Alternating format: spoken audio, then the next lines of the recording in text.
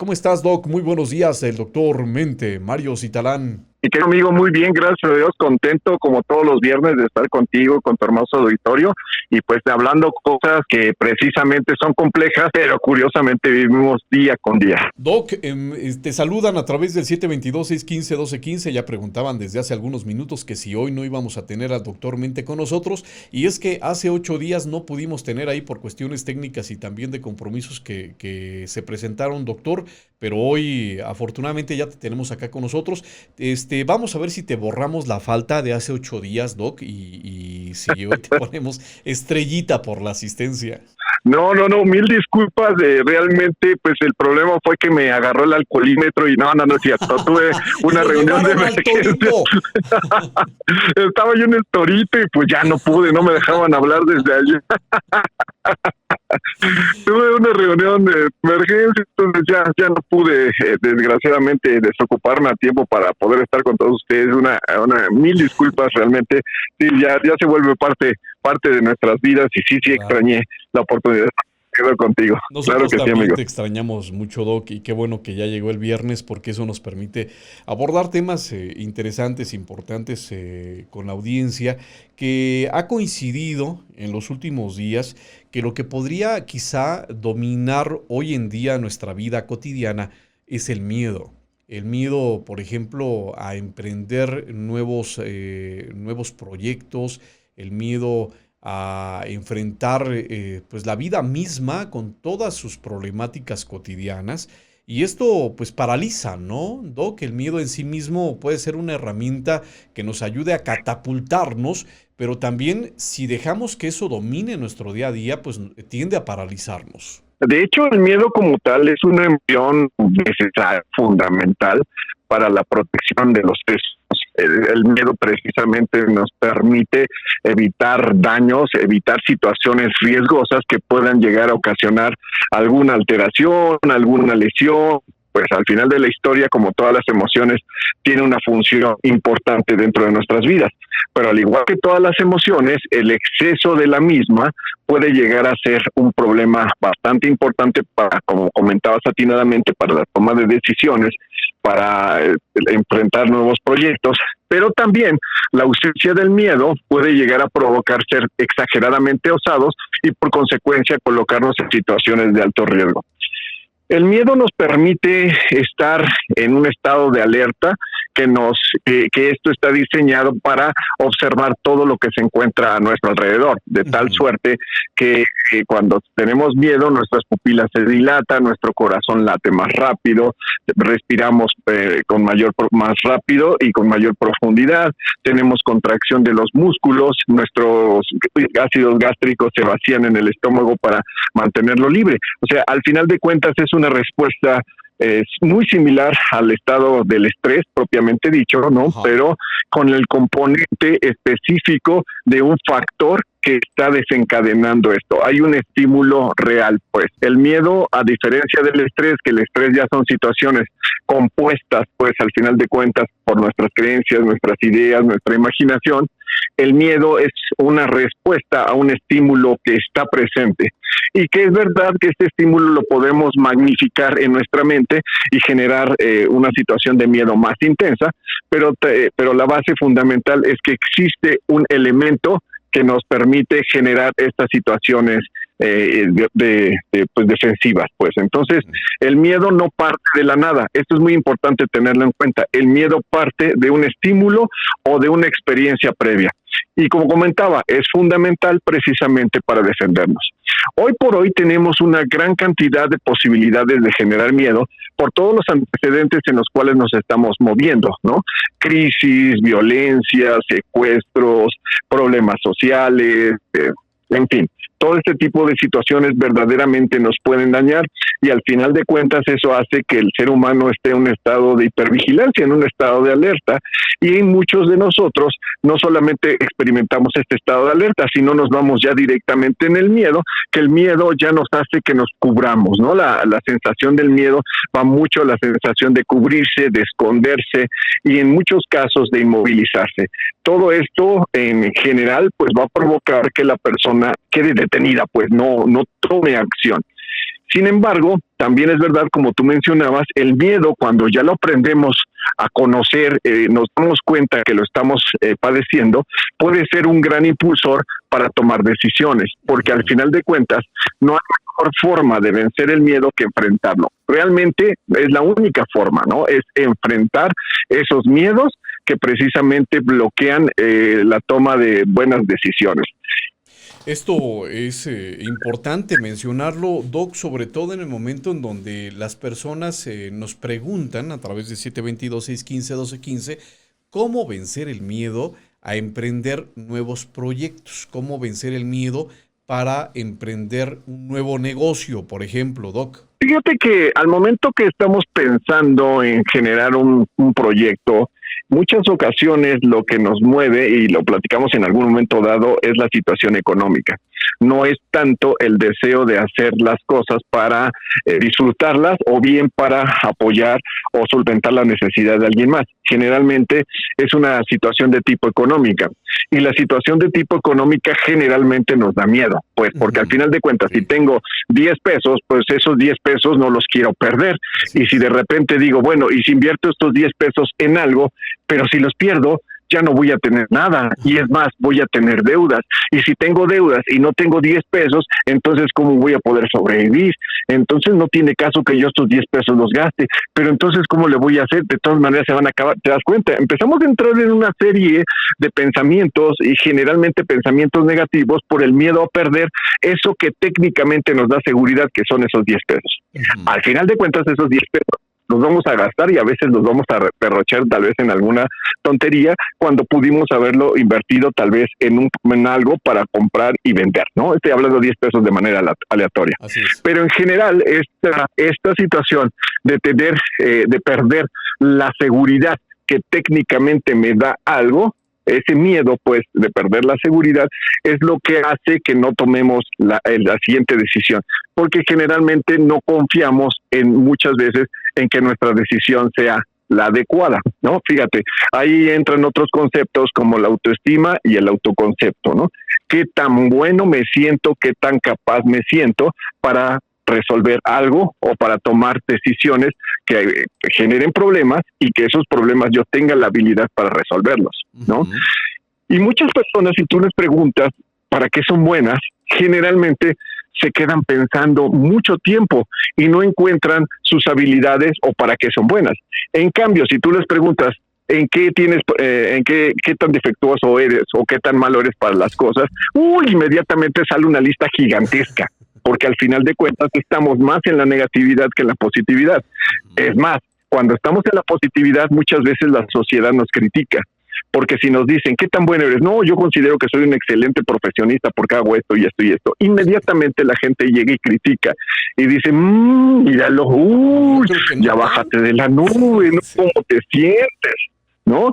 Y entonces, en ese sentido, como nos hemos movido en una sociedad donde se critica mucho el hecho de reconocer nuestras habilidades o de reconocer que somos buenos para algo, se oculta en una falsa modestia, ¿no? De pensar que no tenemos las habilidades ni que somos tan buenos para hacer algo, ¿no? Esto se ha estudiado mucho en la psicología del mexicano, ¿no? Cuando dice, es que tengo mi casita, tengo mi carrito, tengo mis ahorritos, ¿no? Tengo mis cositas, que con mucho esfuerzo, ¿no? Con una situación de sufrimiento, ¿no? Porque precisamente, pues es que si sufres, si estás mal, ay, sí, mira, tanto esfuerzo que hizo para hacer lo que es ahora. No, realmente es reconocer, pues tengo una casa, tengo un carro, me esfuerzo día con día, y sí, realmente soy bueno en lo que hago, ¿no?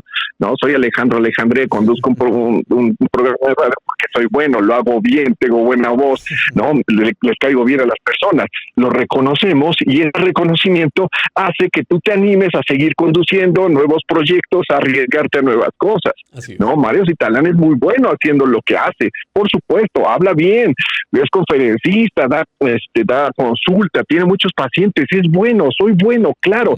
Es esa parte lo que nos comienza a dar la posibilidad de enfrentar el miedo. Si estamos en las condiciones de autoconcepto y de autoestima lo suficientemente balanceadas, el miedo lo podemos enfrentar. Entonces, la primera cosa que tendríamos que valorar es qué tan bien yo me siento conmigo mismo. ¿sí?